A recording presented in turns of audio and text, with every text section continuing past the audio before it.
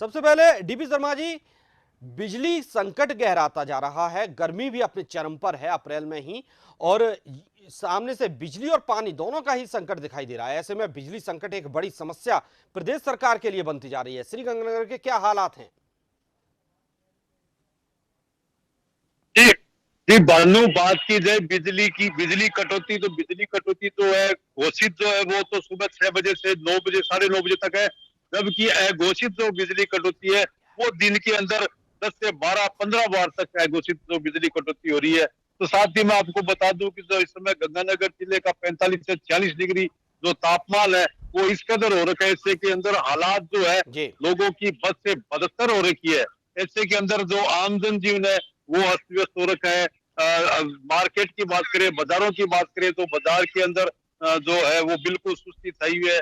ग्राहक कहीं आपको नहीं मिल पाएंगे, गर्मी इतनी भयंकर है। और ऊपर से कोड में खास जो ये बिजली जो घोषित हो रहा है, घोषित जो बिजली कटौती है वो करके छोड़ देती है। तो ऐसे के अंदर हालात बहुत ज्यादा खराब बने हुए हैं। जी जी। बोलो। डीपी शर्मा, कितने घंटे की अघोषित बिजली कटौती हो रही है शहर और ग्रामीण क्षेत्र दोनों में ही?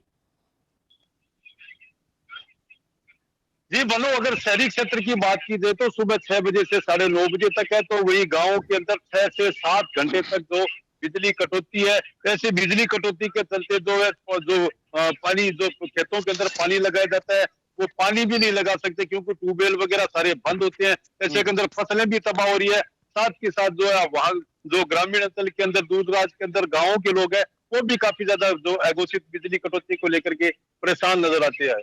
जी, चलिए चूरू के हालात जानेंगे कौशल कुमार से। कौशल, बिजली कटौती एक बड़ी समस्या प्रदेश के लिए बनती जा रही है, मुख्यमंत्री भी इसको लेकर बैठक करेंगे, लेकिन कैसे हालात हैं चूरू में, क्योंकि गर्मी बेइंतहा पड़ती है वहां। तो ऐसे में कितनी देर की बिजली कटौती शहरी क्षेत्रों में, ग्रामीण क्षेत्रों में हो रही है, और कितनी बड़ी समस्या ये बनती नजर आ रही है? जी भानु, मैं यहाँ दर्शकों को बताना चाहूंगा कि चूरू भीषण गर्मी से तप रहा है।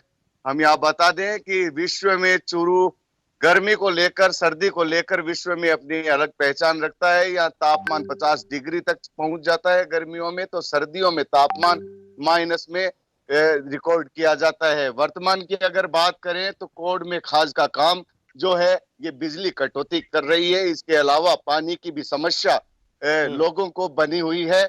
यहाँ 50 से अधिक गांव हैं जहां बिजली कटौती, घोषित बिजली कटौती 6 से 8 घंटे, 10 घंटे तक बिजली कटौती हो रही है। ग्रामीण क्षेत्रों के हालात ज्यादा खराब है। शहर की अगर बात करें तो 2 से 3 घंटे तक बिजली अघोषित कटौती होती रहती है। दिन भर ट्रिपिंग का जो सिलसिला है वो जारी रहता है। ऐसे में लोगों का जीना दूभर हो चुका है। भीषण गर्मी में एक और जहां लोग कूलर और पंखों के नीचे बैठकर अपनी राहत लेना चाहते हैं, तो ऐसे में बिजली विभाग कटौती के नाम पर लोगों को परेशान कर रहा है।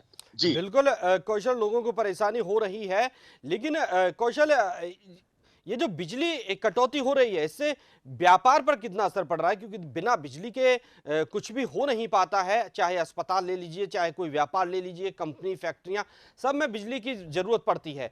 क्या उनको उतनी बिजली मुहैया हो पा रही है जितनी उत्पादक क्षमता उनके लिए चाहिए बिजली की, या जितनी बिजली उनको जरूरत है? अगर बिजली नहीं मिल पा रही है तो दूसरा उपाय क्या इस्तेमाल हो रहा है?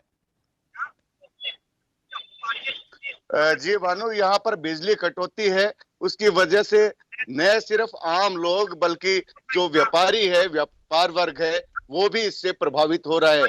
इंडस्ट्रीज एरिया की अगर बात करें तो दिन भर ट्रिपिंग की समस्या वहां पर रहती है। ऐसे में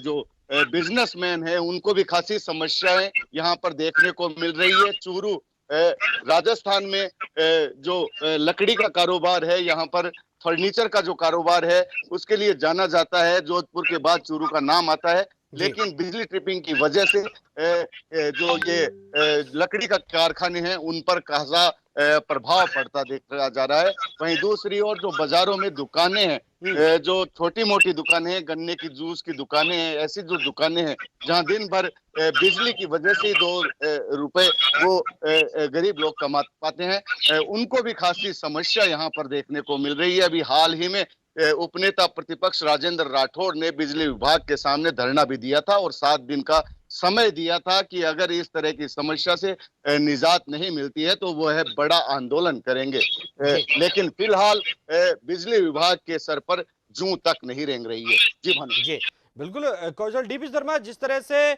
अब बिजली को लेकर सियासत भी होने लगी है, विपक्ष भी हमलावर होने लगा है, सरकार को घेरने की कोशिश की जा रही है, ऐसे में अब मुख्यमंत्री एक बैठक करेंगे जिसमें बिजली पानी को लेकर चर्चा तो की जाएगी, लेकिन समाधान क्या निकलने की उम्मीद है? आखिर कैसे इसका समाधान होगा? कमी है कोयले की, कोयला बचा नहीं है, बहुत ज्यादा दिनों के लिए स्टॉक भी खत्म हो रहा है। अगर इस समस्या और जटिल होती है तो क्या कैसी स्थिति बन पाएगी?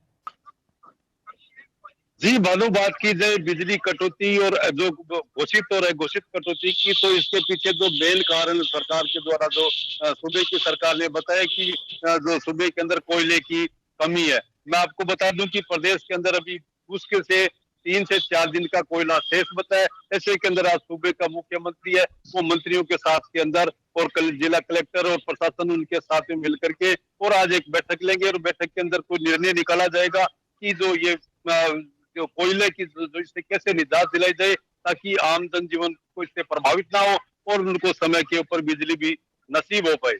जी बिल्कुल कौशल, जिस तरह की स्थिति बन रही है, क्या आगे स्थिति और जटिल होने की संभावना है या इसका कुछ समाधान निकलने वाला है?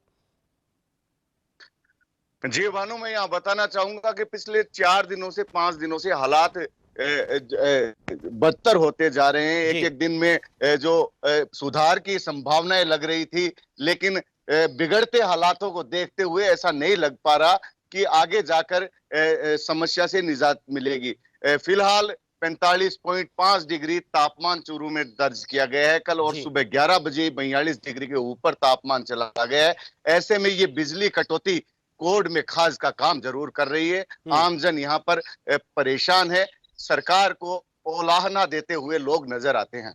जी भानु। बिल्कुल, बहुत बहुत शुक्रिया कौशल, आपका तमाम जानकारी के लिए। बहुत बहुत शुक्रिया डीपी शर्मा जी, आपका तमाम जानकारी के लिए। तो बता दें, राजस्थान में बिजली संकट के साथ सियासत भी गर्मा गई है। भाजपा ने बिजली कटौती के खिलाफ प्रदेश के सभी जीएसएस बिजली कार्यालयों पर शुक्रवार को धरना प्रदर्शन का ऐलान किया। प्रदेश अध्यक्ष सतीश पूनिया के निर्देश पर